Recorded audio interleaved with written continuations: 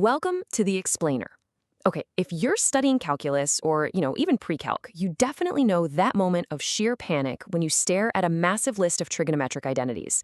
It just looks like a foreign language, doesn't it? Well, today we're going to fix that. Together, we're going to take that massive, intimidating list and organize it, categorize it, and really help you build a master, beautifully structured mental PDF. In fact, think of this as your ultimate Trig Identities formula sheet PDF.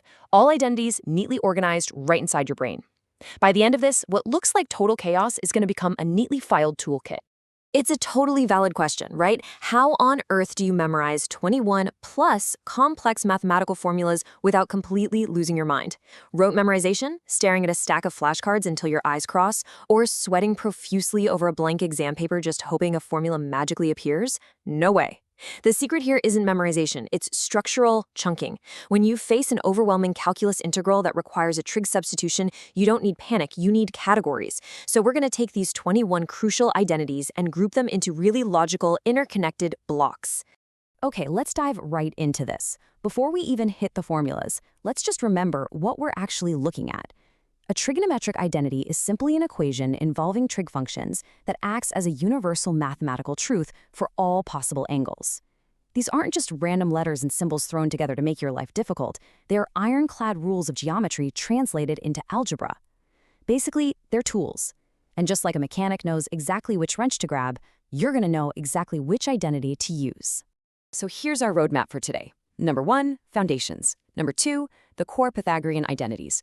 Number 3, symmetry. Number 4, combining angles. Number 5, scaling angles. And finally, number 6, the ultimate cheat sheet. All right, let's kick things off with section 1, foundations, reciprocal, and quotient. Before we get completely lost in the algebra, we really need to anchor ourselves back to visual geometry. Literally, everything we do today originates right here with the simple, everyday geometric reality of the right triangle. You've got an angle theta, an opposite side, an adjacent side, and a hypotenuse. The core trig functions, sine, cosine, and tangent, they're just ratios of these specific sides. Never forget that beneath all the complex calculus, we're fundamentally just talking about the proportions of a right triangle. And this brilliantly illustrates what happens when we take that triangle and just spin it around a coordinate plane. This is the unit circle, mapping angles from 0 all the way to 2 pi. By placing our right triangle inside a circle with a radius of exactly 1, the coordinate values beautifully align with our trig functions.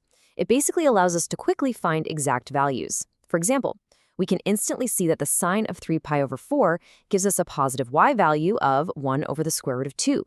So now that we're grounded visually, let's establish our very first foundational block of identities. The reciprocal and quotient identities really just define the relationships between the 6 core functions. Sine and cosecant, they're inverses. Cosine and secant, also inverses.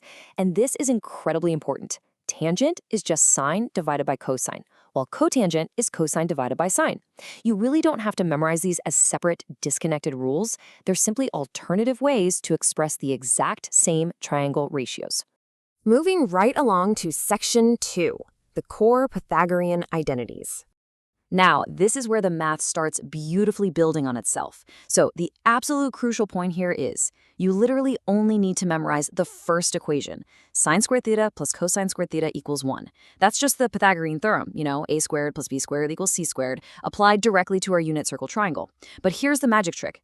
If you divide that entire first equation by cosine squared, you naturally unlock the second equation. Tangent squared plus 1 equals secant squared.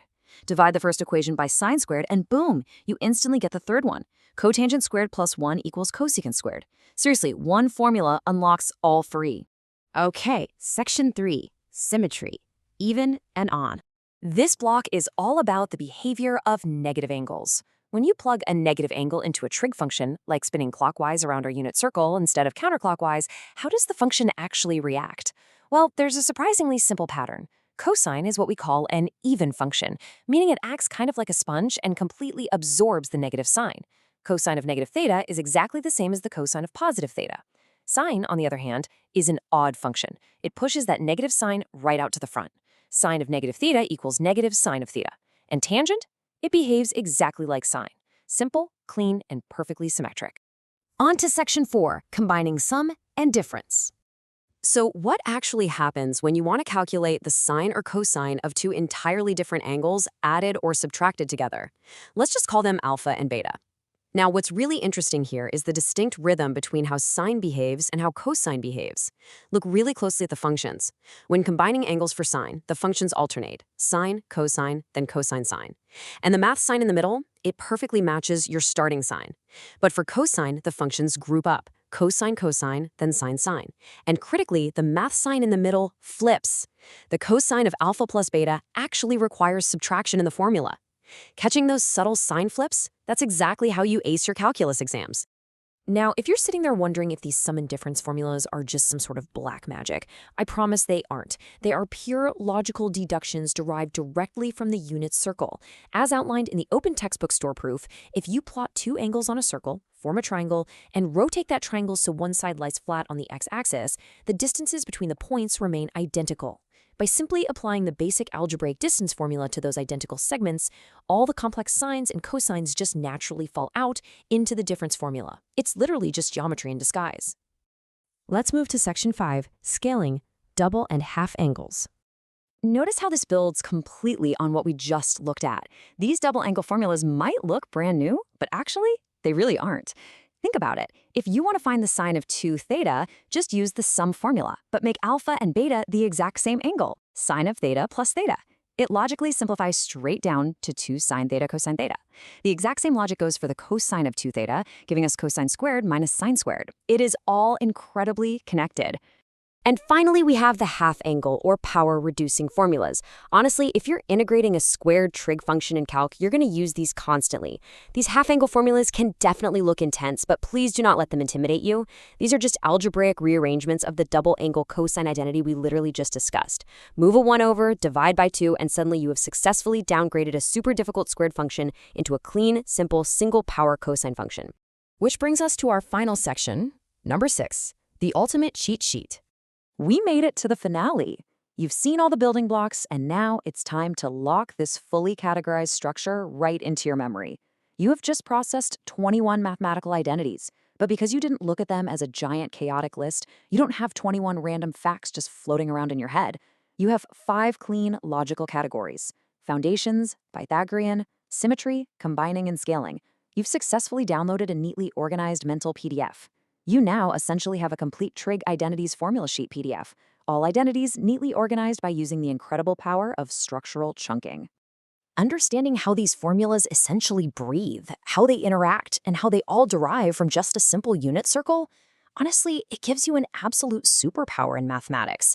You aren't just memorizing symbols anymore. You are literally manipulating the geometry of the universe. So, I've got one last question for you. Are you ready to take this neatly organized mental PDF into your next calculus exam and absolutely crush it? I know for sure you are. Keep focused, keep structuring your learning, and we'll see you in the next explainer.